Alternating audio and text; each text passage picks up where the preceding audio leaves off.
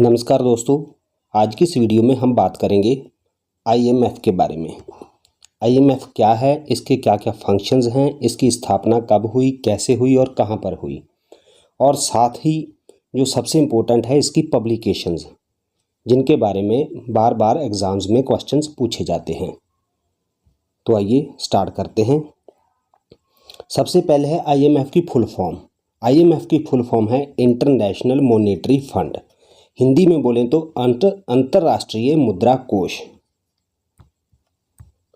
अब जानते हैं इसकी स्थापना के बारे में। आईएमएफ एक अंतर्राष्ट्रीय संगठन है जिसकी स्थापना 1944 में ब्रेटन वुड्स सम्मेलन के दौरान की गई थी।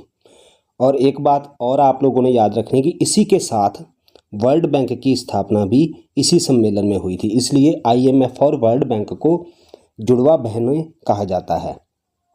इस समय इसमें 190 सदस्य हैं और इसका उद्देश्य वैश्विक वित्तीय स्थिरता बनाए रखना, अंतर्राष्ट्रीय व्यापार को प्रोत्साहित करना और गरीबी को कम करना है। और इसका जो हेडक्वार्टर है वो है वाशिंगटन डीसी में। आगे देखते हैं इसके ऑब्जेक्टिव्स। सबसे पहला इसका ऑब्जेक्टिव है अंतर्राष्ट्रीय मौद्रिक सहयोग को प्रोत्साहन देना।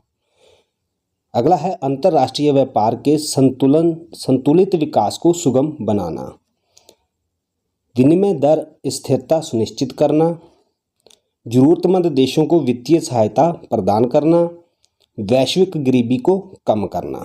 ये सभी इसके ऑब्जेक्टिव्स हैं।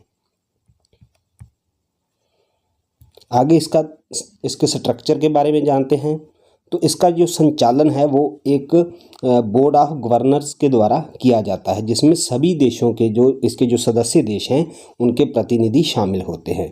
और इसका जो रोज़मर्रा का काम है, जो ऑपरेशन है, उसको मैनेज किया जाता है एग्जीक्यूटिव बोर्ड के द्वारा और एक मैनेजिंग डायरेक्टर के द्वारा।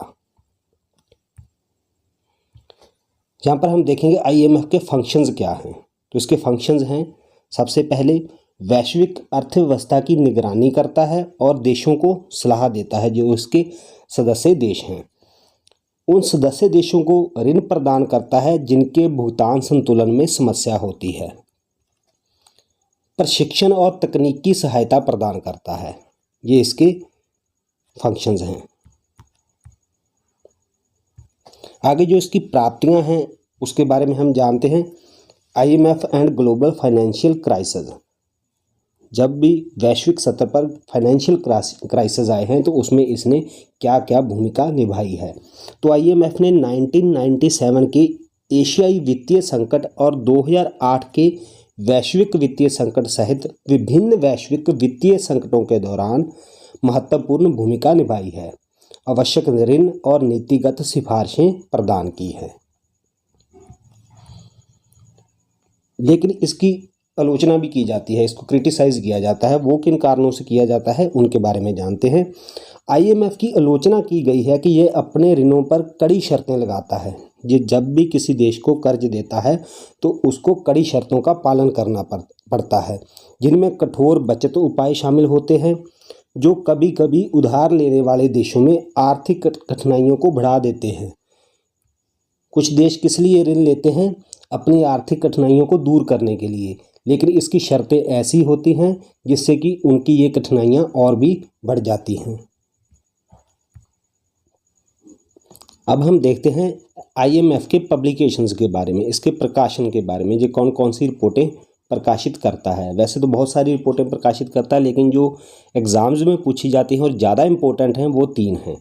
सबसे पहली है वर्ल्ड इकोनॉमिक आउटलुक, दूसरी है ग्लोबल फाइनेंशियल स्टेबिलिटी रिपोर्ट और तीसरी है फिस्कल मॉनिटर।